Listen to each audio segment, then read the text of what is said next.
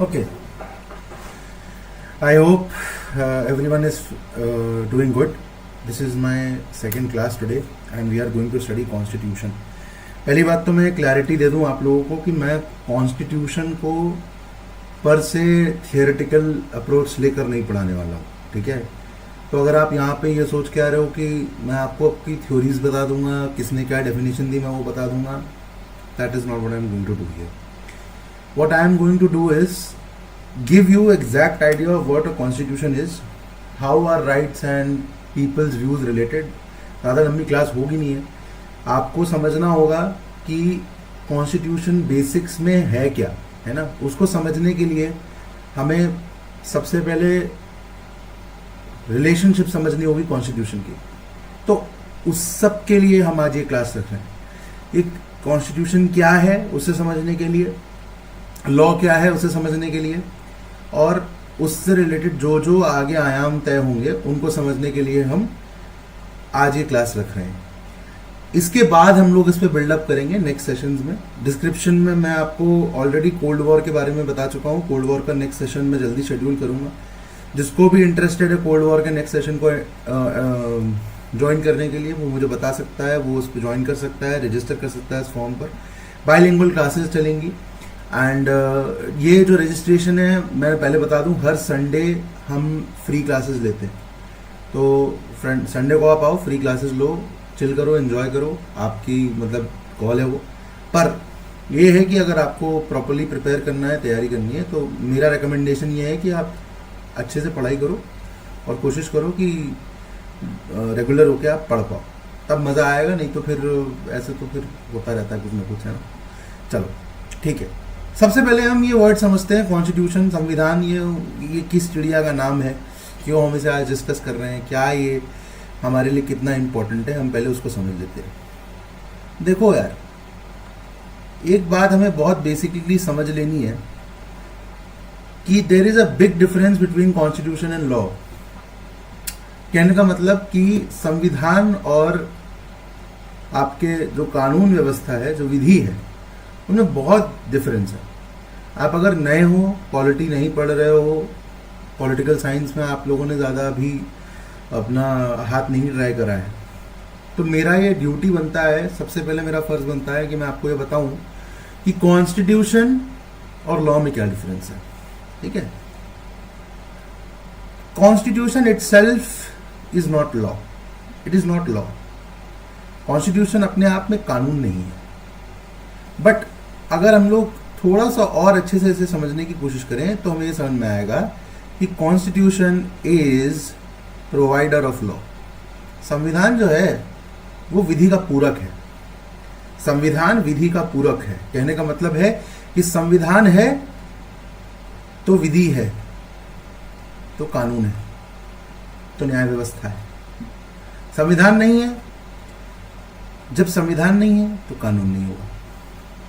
तो पहला डिफरेंस तो हम यही समझ लेते हैं कि लॉ एंड कॉन्स्टिट्यूशन में जमीन आसमान का अंतर है.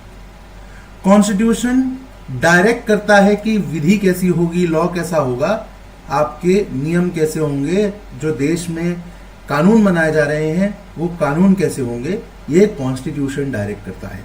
किसी भी देश की बात कर लीजिए, यूनाइटेड स्टेट्स की बात कर लीजिए, भारत की बात कर लीजिए, आप पाकिस्तान तक में जाएंगे, कोई भी गवर्नमेंट है आज के समय में, स्पेशली अगर वो डेमोक्रेटिकली इलेक्ट करके चूज की जा रही है, चाहे वो इनडायरेक्ट इलेक्शंस हो, डायरेक्ट इलेक्शंस हो, आपके डायरेक्ट रिप्रेजेंटेशन हो, इनडायरेक्ट रिप्रेजेंटेशन हो, doesn't matter. If it's a democratic process, there has to be an underlying constitution behind it. There has to be a certain way of things. So, हम ये समझ लेते हैं कि संविधान जो है ना, ये जो कॉन्स्टिट्यूशन है ना, this is something which helps us organise our polity. अभी मैं बिल्कुल थियोरी में नहीं जाऊंगा, बिल्कुल नहीं जाऊंगा. मैं आपको बस एक बेसिक समझाने की कोशिश कर रहा हूं कि संविधान है क्या. ठीक है. तो अभी मैं बेसिक्स में ही रहूंगा यहाँ पे. ठीक है, कि है क्या, है ना. तो मुझे एक सेकंड दीजिएगा.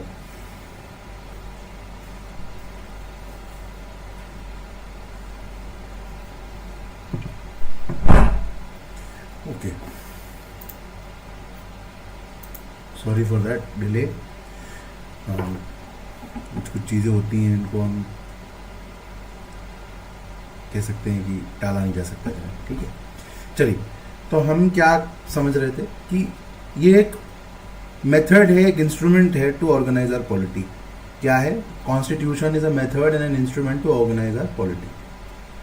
अब ये कैसे ऑर्गेनाइज करता है? कहीं पे भी, कोई भी, किसी भी तरीके के ऑर्गेनाइजेशन के लिए, व्यवस्था लाने के लिए, कहीं पर भी किसी तरीके की, किसी भी प्रकार की व्यवस्था को स्थापित करने के लिए हमारे लिए ज़रूरी है कि हम उस व्यवस्था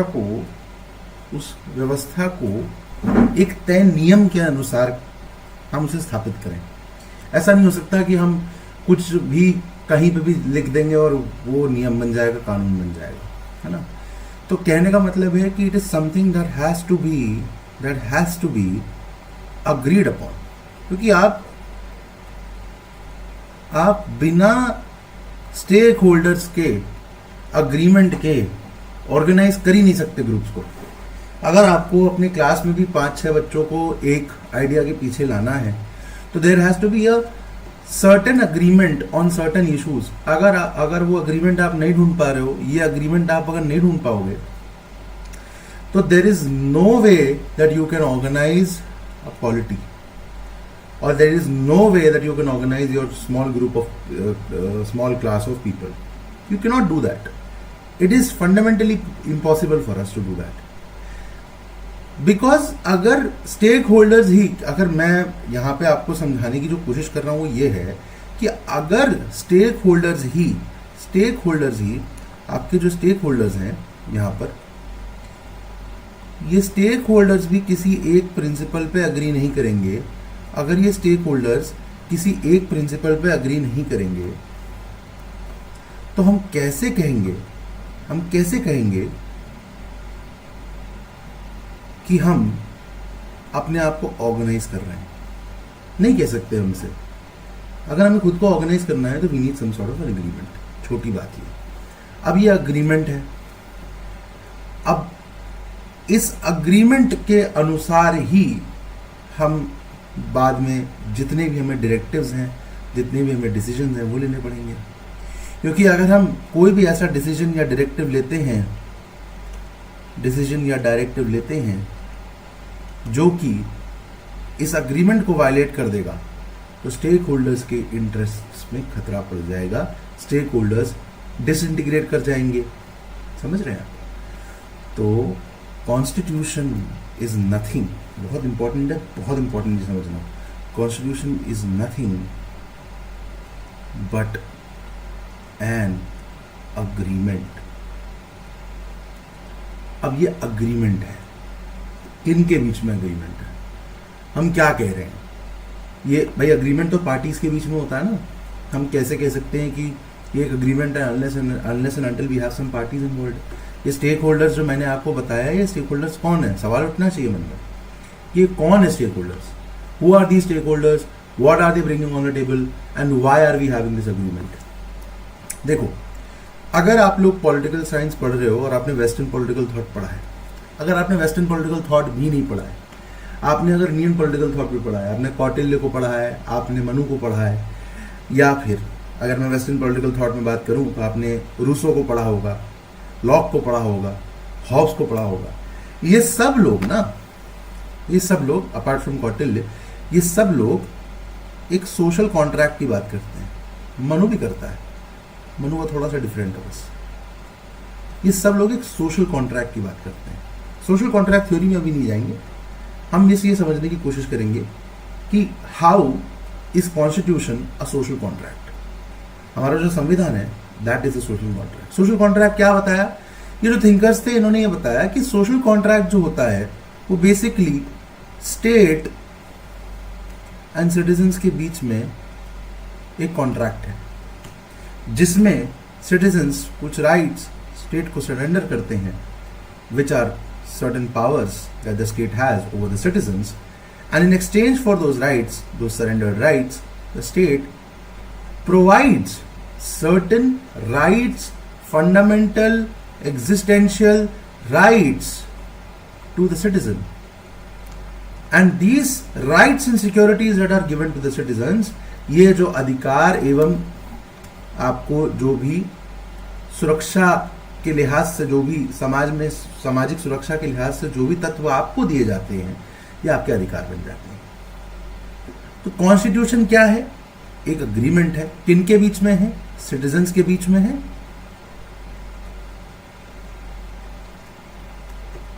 सिटीजन्स के बीच में है एंड स्टेट के बीच में है। स्टेट क्या है? अब भाई समझो, if we have to understand what the state is, अगर हमें समझना हो, स्टेट का मतलब ये नहीं कि उत्तर प्रदेश, बिहार और राजस्थान ये राज्य हैं, नहीं नहीं।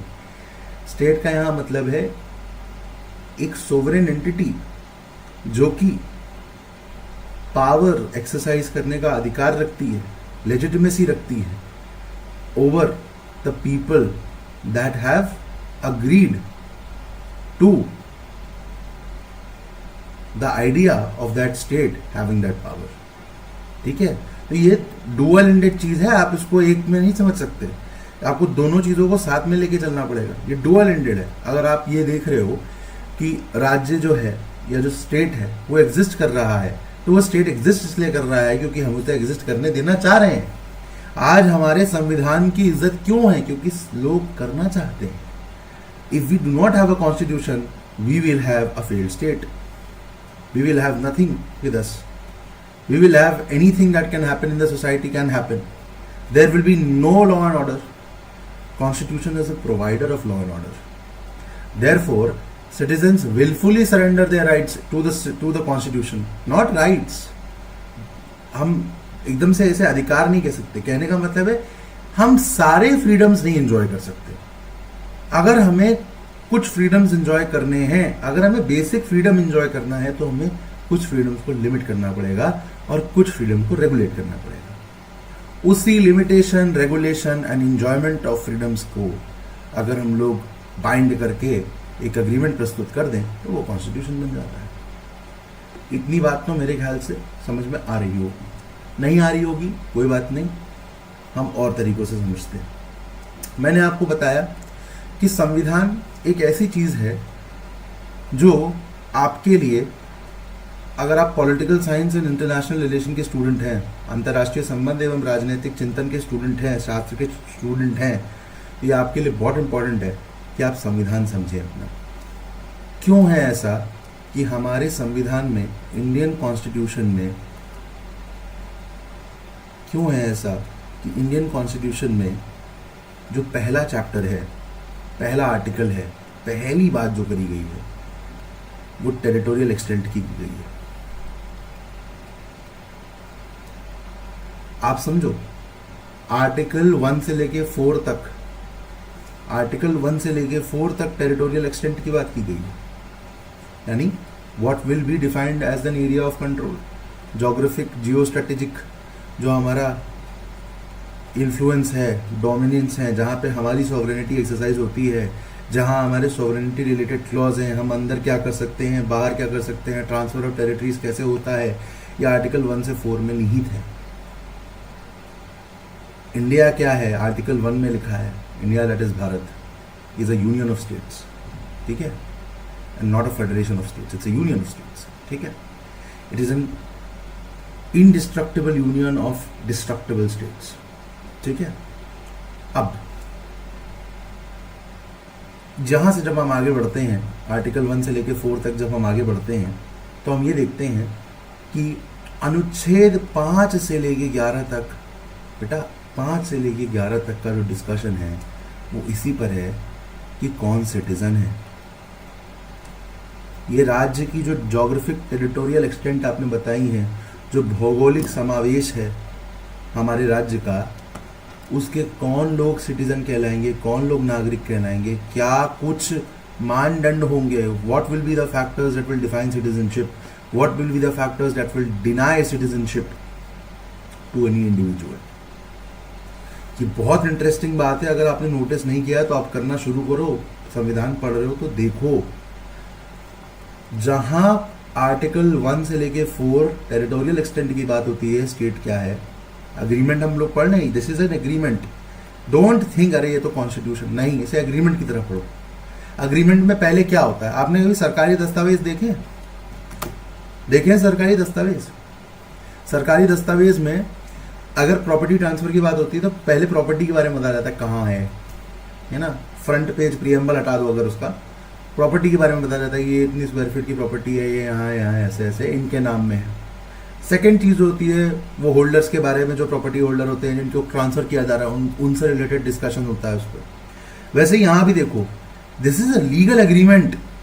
हम इसको जो पावर दे रहे हैं अभी, उसको समझो कि इसमें जो भी पावर्स जो दी जा रही हैं सिटीजन्स को, या जो भी राइट्स दी जा रही हैं सिटीजन्स को, या जो भी डेफिनेशंस दी जा रही हैं, वो क्यों दी जा रही हैं, जो डिक्लेरेशन है वो क्यों है।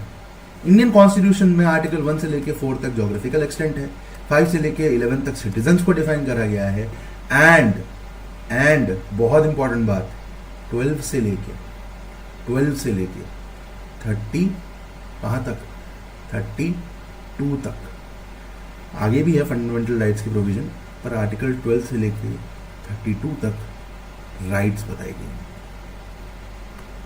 Part 3 of the constitution.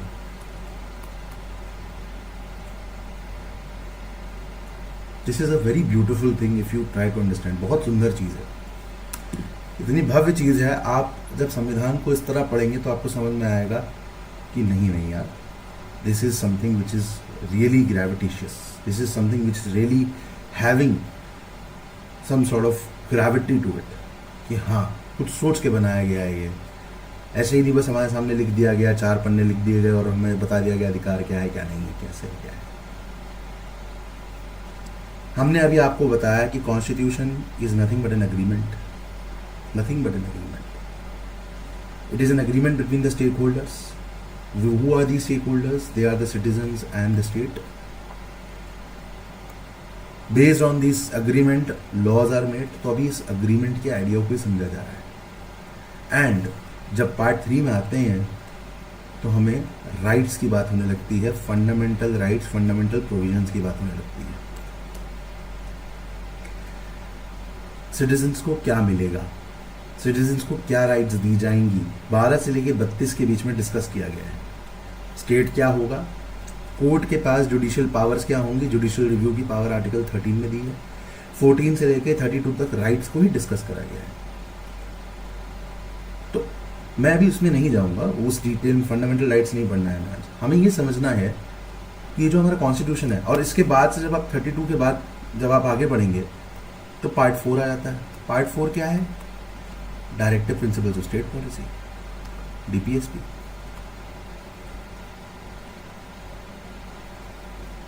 समझ रहे हैं आप लोग? दिशा निर्देश जो दिए जाते हैं, दिशा निर्देशक तत्व, राज्य के लिए दिशा निर्देशक तत्व जो है वो पार्ट 4 में आपको दिए गए हैं। तो एक तरफ हमने जब डिस्कशन करते हैं हमारे कॉन्स्टिट्यूशन में, तो सबसे पहले टेरिटोरियल एक्सटेंट समझ लिया, फिर सिटीजन कौन होगा वो समझ लिया, फिर उन सिटीजन के राइट्स क्या होंगे वो समझ लिया। उसके बाद राज्य के क्या रिकमेंडेशन है कि कौन से काम राज्य को करने चाहिए, स्टेट क्या क्या काम करेगा वेलफेयर के, ये भी हम इसमें डिस्कस कर रहे हैं। समझ रहे हो आप मेरी बात? फिर इसी में पार्ट 4 आता है। 4 फंडामेंटल ड्यूटीज की बात करता है, जो कि बाद में ऐड हुआ है।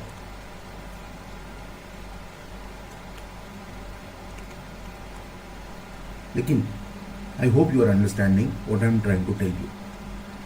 ये पार्ट्स संविधान के, these are nothing but an agreement. अब थोड़ा सा हम समझते हैं इस चीज को। अगर इतनी क्लैरिटी है तो हम थोड़ा सा हम प्रैक्टिकल थिंकिंग लेके चलना चाहेंगे, जिससे हम एक गेस वर्क भी कर सकें और जिससे हम बेसिकली किसी भी देश के संविधान, उसके बेसिक फीचर्स को समझने में हमारा दिमाग अच्छे से चले, है ना। ऐसा ना हो कि भाई हम पढ़ रहे हैं, हमें कुछ समझ में नहीं आ रहा, फिर भी पढ़ते चले जा रहे हैं, है ना। क्यों, कैसी, जैसी शासन व्यवस्था जहां पर है वहां पर क्यों है, इसको समझने के लिए हमें उस देश के संविधान की एक झलक लेनी पड़ती है, ठीक है। और उस देश के संविधान की झलक लेके हमें इतना आइडिया लग जाता है कि उस देश में क्या चल रहा है, क्या होना चाहिए, क्या नहीं होना चाहिए। इतना आइडिया लग गया, बस फिर कुछ बचा नहीं भाई। फिर तो फिर बल्ले बल्ले करो। जो मैं यहाँ ग्राफ बना रहा हूँ उस पर ध्यान से देखो, बहुत ध्यान से देखना, क्योंकि इसी पे अगले 10 मिनट इसी पे टिके हैं संविधान पे।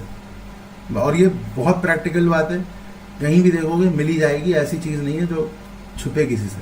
ठीक है, चलो ये कैसे बना दिया जाए भाई, बढ़िया।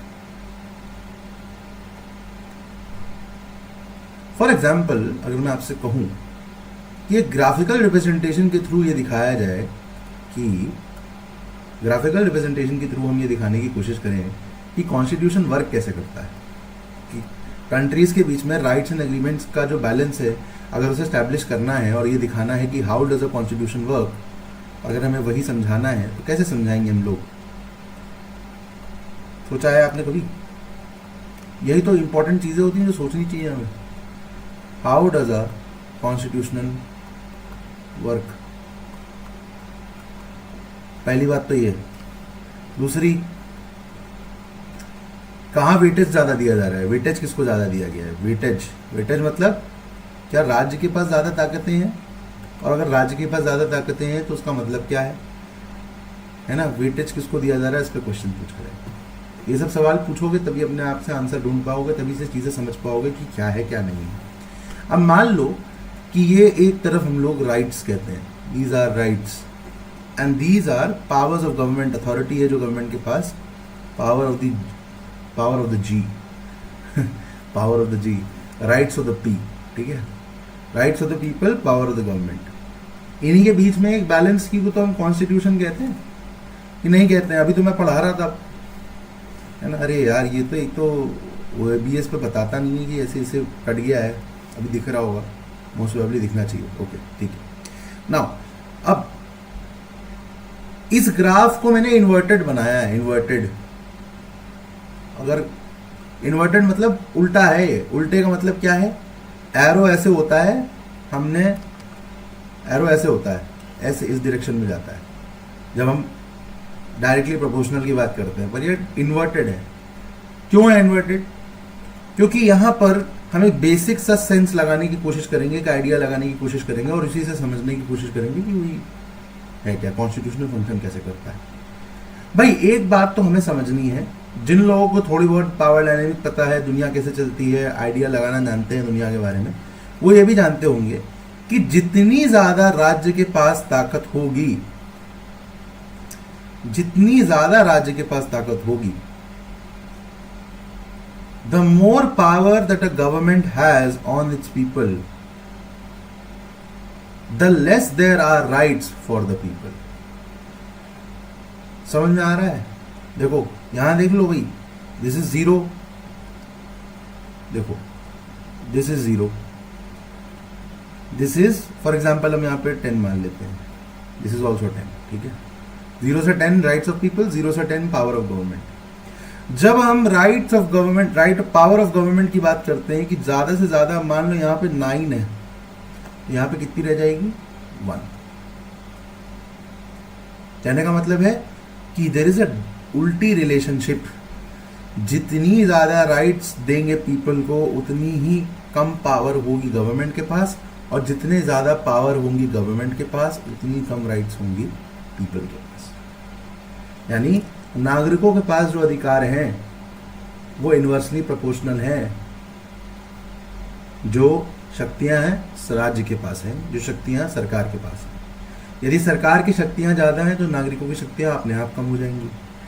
यदि नागरिकों की शक्तियां ज्यादा हैं तो सरकार की शक्तियां अपने आप कम हो जाएंगी। समझ में आया? अब यहीं पे ये भी देख लो, उसको ब्लू से बनाऊंगा ताकि तुम लोगों को मजा आ जाए। देखो यहीं पे ये भी देख लो, ये देखो,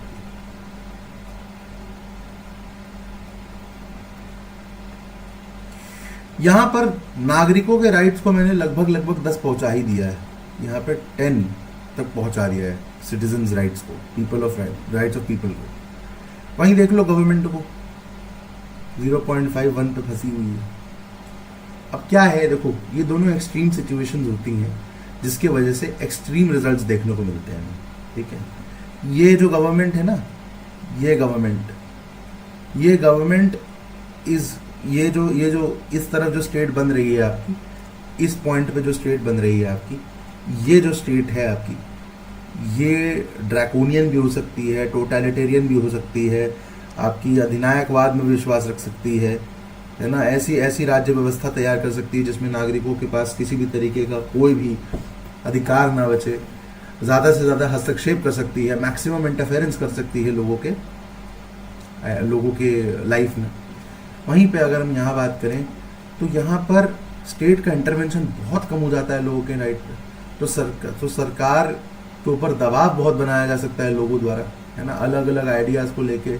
गवर्नमेंट जब पावरलेस हो जाती है तो लोग कुछ भी कर सकते हैं, तो यहाँ से एनार्की भी पैदा हो सकती है ना, वायलेंस भी पैदा हो सकता है, मार्जिनलाइजेशन भी पैदा हो सकता है इससे।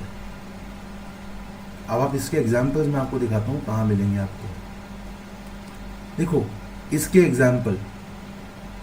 एग्जाम्पल आपको मिल जाएंगे अपने वेस्टर्न कंट्रीज में।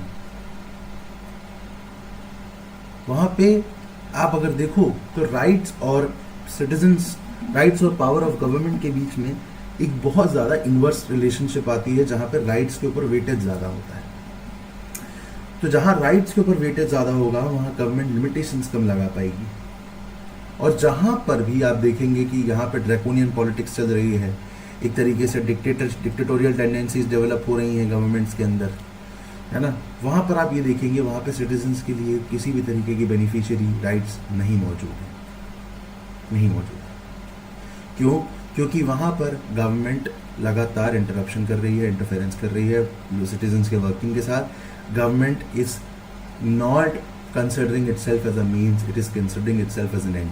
अपने पावर को बढ़ाना उसके लिए एक एंड है उसको वो हटा नहीं सकती, उसको वो पीछे नहीं कर सकती, उसको वो अपने दिमाग से नहीं निकाल सकती। अब जहाँ पर गवर्नेंस ही, जहाँ पर शासन करना ही आपका साध्य बन जाए,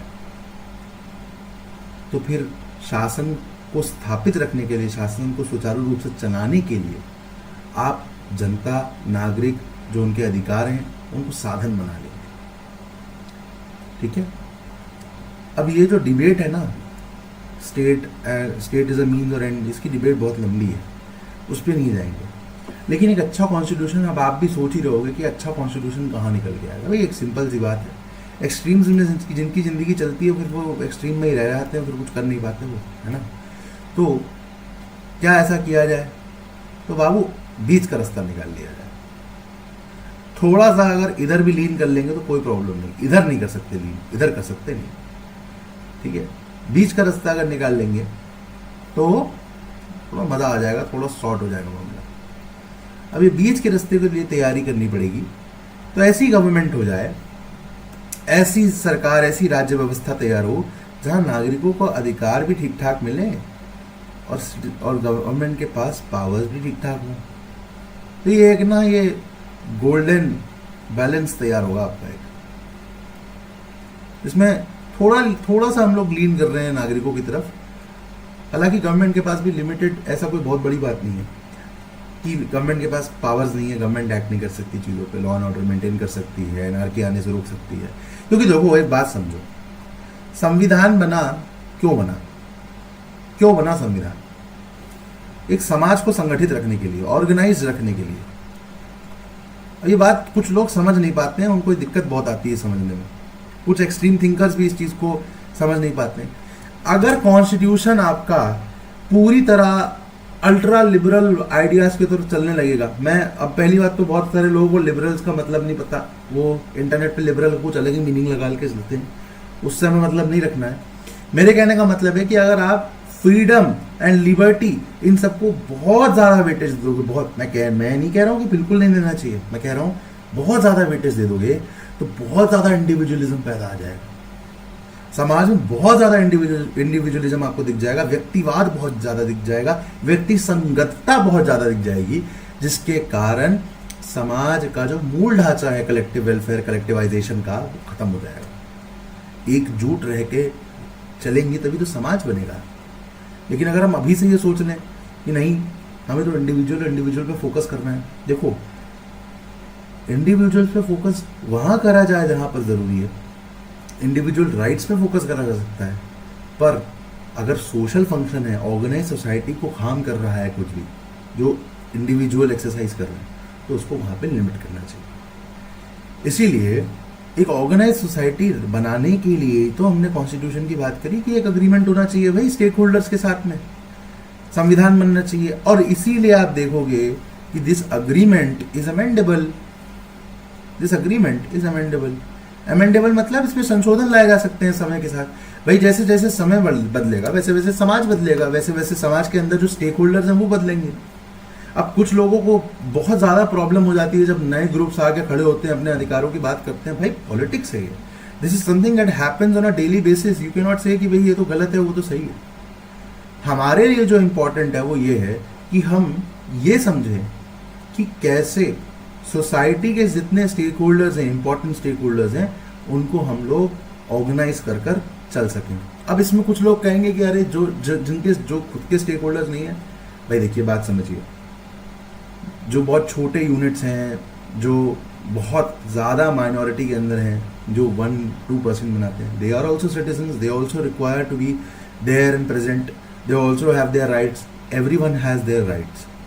But when we are working in a social order, when we are working in a closed environment, when we are doing governance, it is important that we majorly focus on those areas which can benefit the most people.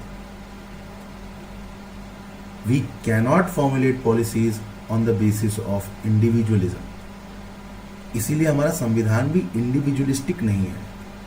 वो individual को rights देता है सारे, पर हमारा संविधान जो है वो बेसिकली एक बैलेंस्ड संविधान है। अब एक बात समझो, एक इसमें क्वेश्चन और उठता है, और बहुत इंपॉर्टेंट क्वेश्चन उठता है कि बाबू ये तो सर आपने बताया कि बहुत बढ़िया है ये, कि ये तो ऐसा ग्राफ में बना के आऊँगा पेपर में जब भी दूंगा, लेकिन किंतु परंतु होता है, और सही बात भी है। यदि हम गवर्नेंस की, एडमिनिस्ट्रेशन की, लॉ एंड ऑर्डर की पावर दे देंगे तो हम खुद को अब्यूज से कैसे बचाएंगे? ये संविधान खुद को अब्यूज होने से कैसे बचाएगा? How will it stop it's abuse by itself? भाई करा है लोगों ने, हम नहीं कह सकते नहीं करा है, बिल्कुल करा है लोगों ने। एडोल्फ हिटलर ने करा है, इंडिया में बहुत सारे पॉलिटिशियंस ने करा है, ठीक है। अगर आप यूएस जाएंगे तो वहां पे भी बहुत बार ऐसा हुआ है कि संविधान को जो है, संविधान के अंदर लूप होल्स निकाल के उसका अब्यूज करने की कोशिश करी गई है, पावर अब्यूज करने की कोशिश करी गई है। देखिए एक बात है, एटन नाम के एक आदमी थे, जॉन डैलबर एक्टन, उन्होंने कहा था, और ये बहुत फेमस लाइन है पॉलिटिकल साइंटिस्ट के बीच में, power corrupts and absolute power corrupts absolutely. Power corrupts and absolute power corrupts absolutely. यानी शक्ति जो है वो विकार पैदा करती है, और ऐसी शक्ति जिसपे कोई नियंत्रण नहीं है वो ऐसा विकार पैदा करेगी जिसमें कोई नियंत्रण नहीं। ठीक है, तो कहने का मतलब है कि जब सिटीजन्स अपने आप संविधान बनाते वक्त सरकार को राइट्स दे देंगे, राज्य को अधिकार दे देंगे, जो करना है करो, जैसा करना है करो, पावर है आपके पास, सेना है आपके पास, मिलिट्री है आपके पास, पुलिस है, लॉ एनफोर्समेंट है, आपको जो करना है कर सकते हो, तो हम कैसे मेंटेन करेंगे कि ये गवर्नमेंट राइट्स प्रोटेक्ट करेगी हमारी? तो वहीं पर एक आइडिया आ जाता है जिसको हम लोग कहते हैं कॉन्स्टिट्यूशनल लिमिटेशंस। अब जैसे हमारे संविधान में ना दो ऐसी चीजें दी गई हैं, अब आप कह दो कि दो ही चीजें दी गई हैं, इससे ज्यादा भी तो होगा, बिल्कुल होगा, ऐसा नहीं है, पर दो मेन चीजें मैं जो आपको समझाने की कोशिश करूंगा वहां पर हम उन पर चर्चा करेंगे। हमारे संविधान में दो ऐसी इंपॉर्टेंट चीजें दी गई हैं जिनको अगर हम आज समझ लें तो हमारा ये लेक्चर सफल हो जाएगा कि हम कैसे अपने आप को उस अब्यूज से बचा सकते हैं। अगर हमें गवर्नमेंट अब्यूज करे, कोई भी अब्यूज कर सकता है, तो उसमें दोनों बहुत अच्छी अच्छी चीज़ें दी गई हैं। पहली बात तो एक आर्टिकल 13 है हमारे यहाँ, जिसे कहते हैं जुडिशियल रिव्यू, और एक आर्टिकल 32 है। ये दोनों आर्टिकल ना, मतलब क्या बात है, ऐसे आर्टिकल है ना, आप मतलब मैं क्या ही बोलूँ, इतने प्यारे आर्टिकल नहीं। क्यों? अब कुछ लोग इसमें ना सवाल उठाते हैं कि जुडिशरी तो एकदम ऐसी है कि मतलब कुछ भी करती है वो, और किसी पे कोई विश्वास नहीं है, तो सरकार को कोई काम नहीं करने देती। मैं उनसे रिक्वेस्ट करता हूँ कि भाई आप जुडिशरी के बारे में पढ़ो, है ना। ऐसा कभी नहीं है कि जुडिशरी ने सरकार को किसी एक पर्टिकुलर सरकार के खिलाफ बात करी हो। जुडिशरी का काम है हस्तक्षेप लगाना, रोक लगाना, सरकार को रेगुलेट करना, मॉनिटर करना, तो उसे करने देना चाहिए। एब्सोल्यूट गवर्नमेंट जब आ जाती है तो एडोल्फ हिटलर जैसे हाल होते हैं, ठीक है। एब्सोल्यूट गवर्नमेंट आ जाती है तो आपको बेहिसाब तानाशाही देखने को मिलेगी। और इसी अब्यूज ऑफ पावर को मेंटेन करने के लिए एक सिस्टम बनाया गया है जिसे कहते हैं चेक्स एंड बैलेंसेस का। और ये चेक्स एंड बैलेंसेस रेगुलेट करने वाली जो अथॉरिटी है वो हमारे देश में जुडिशरी है, और दूसरे देशों में भी जुडिशरी ही है। जुडिशरी एक वर्टिकल, मैं एक टर्म दिया हूँ वर्टिकल जुरिस्डिक्शन, कभी पढ़ाऊंगा जब आगे समय मिलेगा तो। लेकिन अभी आर्टिकल 13 और 32 से हम ये क्या समझते हैं कि जुडिशरी किसी भी ऐसे कानून को, कोई भी ऐसा लॉ, क्योंकि देखो अल्टीमेटली क्या है, कानून तो सरकार को बनाना है, और कानून बनाना तो है कॉन्स्टिट्यूशन के आधार पर। ऐसा नहीं है कि कल को कोई भी नेता आकर कोई भी डिसीजन ले लेगा और उसे मान लिया जाएगा। That has to have a legal warranty. अब यहां पर एक चीज को समझो, legal warranty does not mean constitutional guarantee. If something is legally warranted,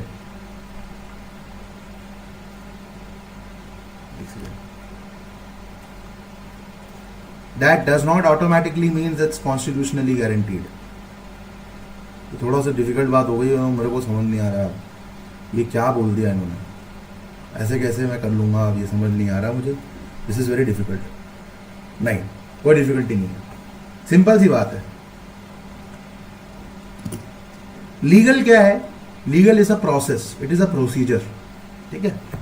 आपको अगर बताया गया है कि कोई तरीका है, किसी तरीके से कानून बनते हैं, आपने कह दिया हाँ भाई मैं इस कानून की प्रक्रिया को मानता हूं और मैंने उस कानून की प्रक्रिया के अनुसार ये निर्णय लिया है। आप सरकार में हैं, आपने निर्णय लिया, आपने सरकार में ये निर्णय लिया कि जितने भी 18 साल से कम उम्र के बच्चे हैं उनको ऑफिस में काम करने भेज दिया जाएगा, ठीक है। और 18 साल से ऊपर वाले लोग, 18 से लेकर 25 साल की उम्र वाले लोग, वो लोग घर पर बैठ के चिल करेंगे। 25 साल से ऊपर के वाले लोग, अब आपको क्या है, आपके पास भाई लोकसभा में मेजोरिटी है, राज्यसभा में मेजोरिटी है, आपने दोनों हाउसेस से बिल पास करा दिए, राष्ट्रपति ने आपके बिल पे साइन कर दिया, कोर्ट ने लिया सुमोटो कॉग्निजेंस, कोर्ट ने आपको बुला लिया, कहा आओ इधर, क्या लिखा है ये सब क्या कर रहे हो। कहने का मतलब ये है कि even if something which is legal, it does not necessarily mean it's moral. न्याय संगत होना यानी जुडिशियली जस्टिफाइड होना और लीगली जस्टिफाई होना, दोनों में बहुत अंतर है। Whether something is judicious, it is very different from whether something is legal. कोई चीज आपकी कानूनन तौर पे सही हो सकती है, जो प्रक्रिया दी गई है, जो प्रक्रियात्मक तरीका बताया गया है कि हाँ भैया ये इस तरह से हमें काम करना है, आपको पहले लोकसभा में बिल पास कराना है, फिर राज्यसभा में बिल पास कराना है, उसके उपरांत आपको राष्ट्रपति से उस पर साइन कराना है, जब वो साइन हो जाएगा तो बिल पास हो जाएगा। परंतु अगर आपने ये कानूनी प्रक्रिया फॉलो करवा कर भी आपके इस बिल के अंदर, आपके इस कानून के अंदर कोई मॉरली गलत चीज है जो जुडिशियली जस्टिफाई नहीं की जा रही है, जो न्याय संगत नहीं है, सुप्रीम कोर्ट के पास, हमारे पास अधिकार है कि उसको हम अल्ट्रा वायरस घोषित कर दे, कह दे कि ये गलत है, इसको हटा दो। This is something which is against the fundamental rights of the citizens. कोई भी कारण दे सकता है उन्हें हटाने का, बहुत कारण है। कहने का मेरा मतलब ये है कि हम कुछ भी कानून नहीं बना सकते, और not everything legal is moral and not everything moral is legal. इसीलिए तो डिबेट होती है। अब आप कहो कि कुछ लोगों का ये मानना है कि भाई एलजीबीटी कम्युनिटी जो है हमारे कंट्री में, उनको पूरे राइट्स मिलने चाहिए। बिल्कुल, मैं भी इसका समर्थन करता हूँ, पर एट द सेम टाइम वो लीगल नहीं है और उस पर डिबेट भी चल रही है इस वक्त। अब इंडिविजुअल लिबर्टी और मॉरालिटी को डिस्कस करा जाए तो morality is something which is very subjective. कुछ लोग मानते हैं कि it is personal choice, it does not have anything to do with society and culture and tradition.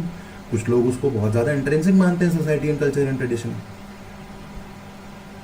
जो लीगल है वो कभी कभार मॉरल को ओवर पावर कर देता है, और उस मॉरालिटी को डेवलप और प्रोटेक्ट करने के लिए ही हमारे पास जुडिशरी है।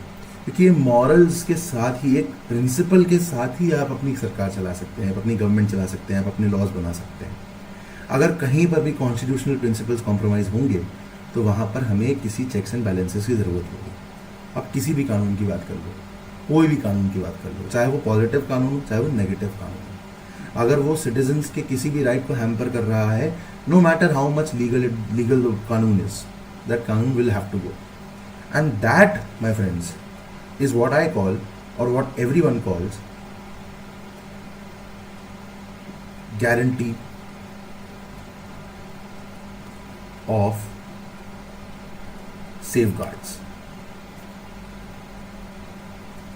हम ऐसे सेफगार्ड्स को इम्प्लीमेंट करते हैं, ऐसे सुरक्षा नियमों को इम्प्लीमेंट करते हैं जिससे हमारे किसी भी अधिकार का हनन ना हो सके। हम और हमारी गवर्नमेंट को, और ऐसा नहीं कि गवर्नमेंट के खिलाफ ही रहेंगे कोर्ट हमेशा। जहां पर जरूरी लगेगा कि हाँ नहीं, यहाँ पर मॉरली कॉम्प्रोमाइज करने की बात आ रही है और लीगली भी गवर्नमेंट सही है और मॉरल फ्रंट भी गवर्नमेंट का सही है, मेंसाना भी सही है, मेंसेरिया भी सही है और एनसरिया भी सही है, तो उस पर प्लीज गवर्नमेंट एक्ट करे, कोई दिक्कत नहीं है, सुप्रीम कोर्ट से समर्थन देता है। तो मेरे कहने का मतलब ये है जस्ट अ सेकेंड,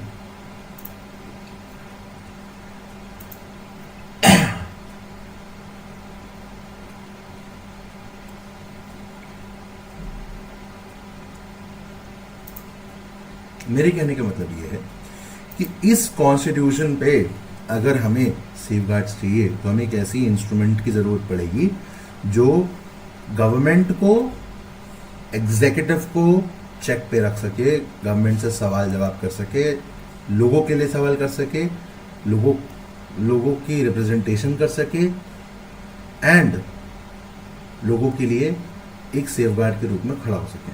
तभी हम इसे सेफगार्ड बना सकते हैं, नहीं तो Constitution can become highly amendable and can also become very dangerous. It is a tool for human happiness. It can also become a tool for eternal sadness of some human beings. So, ये मैंने आपको आज basic principle समझाए हैं constitution के। इसका ये मतलब नहीं कि मैंने आपको कॉन्स्टिट्यूशन की थ्योरी पढ़ा दी है, डेफिनेशन पूछेगा कोई तो आप ये लिख के आ जाओगे कि ग्राफ बना दूंगा मैं, नहीं। ये मैंने आपको इसलिए पढ़ाया है कि जब मैं आगे कॉन्स्टिट्यूशन की क्लास लूँ, उसके बेसिक टेनेट्स को समझाऊं, थ्योरीज को समझाऊं, आइडियाज़ को समझाऊं, तब आपको समझ में आए कि क्या चर्चा हो रही है, क्या बात हो रही है, किन पे मॉरल डिस्कशन हो रहे हैं, किन पे लीगल डिस्कशंस हो रहे हैं, किन पे पॉलिटिकल डिस्कशंस हो रहे हैं। Otherwise you will not understand it. उसके बाद फिर आपको अरे यार मुझे तो समझ में नहीं आ रहा कुछ, मैं सोच देता हूँ, मैं छोड़ देता हूँ क्लास, है ना। तो वैसे नहीं करना है, ठीक है।